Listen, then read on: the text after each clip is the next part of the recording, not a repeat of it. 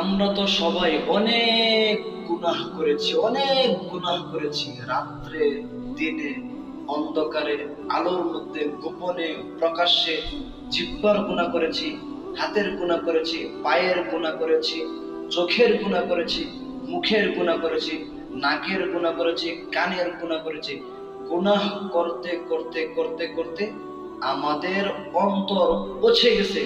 এখন আর কিছুই ভালো লাগে না। এখন আসেন, 2 রাকাত নামাজ পড়ে মালিকের কাছে মানুষের হক নষ্ট করা ছাড়া যে গুনাহগুলো আমরা করেছি, এখন মসজিদে আসেন, 2 রাকাত নামাজ পড়েন, বলেন মালিক 2 রাকাত নামাজ পড়েছি, মানুষের হক নষ্ট করি নাই, শুধু তোমার হক নষ্ট করেছি মালিক। আজকে এখন থেকে মালিক তওবা করলাম, আর কোনোদিন